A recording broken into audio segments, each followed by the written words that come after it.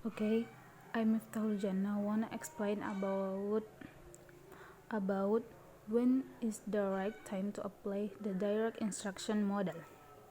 Before I explain when is the right time to apply the direct instruction model, the first I want to explain the different types of knowledge according to learning theories in general.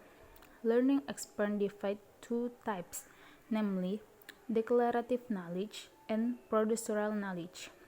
The first I want to explain about declarative knowledge.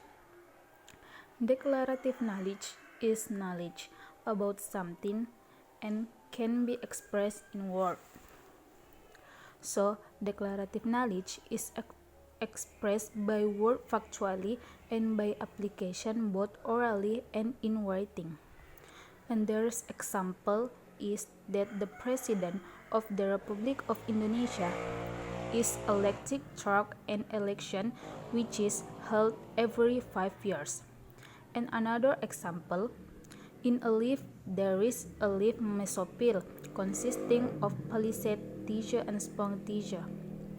And the second, I want to explain about procedural knowledge. Procedural knowledge is a knowledge about how to do something.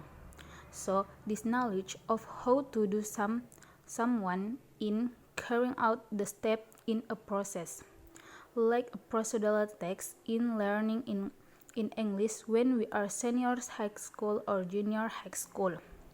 And there's a example that procedural knowledge is how are the procedure and step for conducting election in Indonesia, or how to observe the leaf anatomy structure to see the palisade tissue and spongy tissue that make up the leaf mesophyll. Returning to the learning objectives that can be achieved when implementing the direct instruction model. This learning model is specifically designed to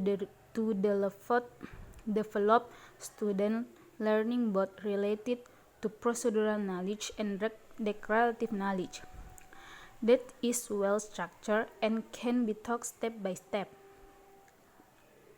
And the next material is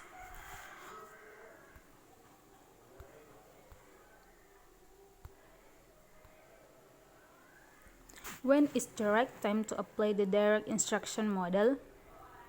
The direct time to apply the direct instruction model, there are 10 models that are: the first, when the teacher wants to introduce a new learning area and provided an outline of the lesson by defining key concepts and showing the relationship between these concepts. The second, when the teacher wants to teach students a skill or procedure that has a clear and defined structure. And the third, when the teacher wants to ensure that students have mastered that the basic skill required in student-centered activities, as for example, such as problem solving.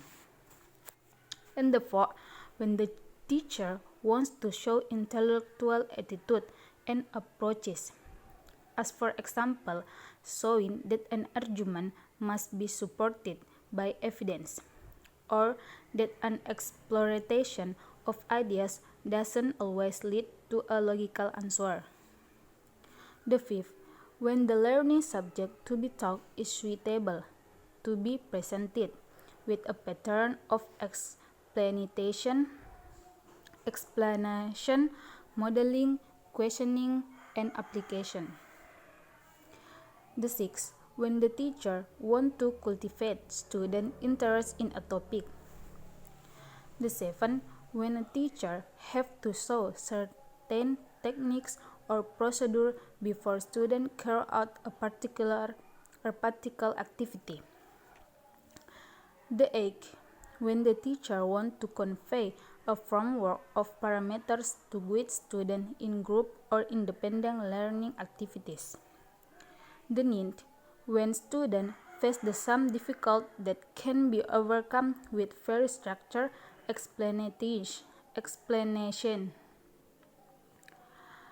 And the last, when the teaching environment is not compatible with student-centered strategies, or when the teacher doesn't have time to undertake a student-centered approach. So just that my materi. Thank you.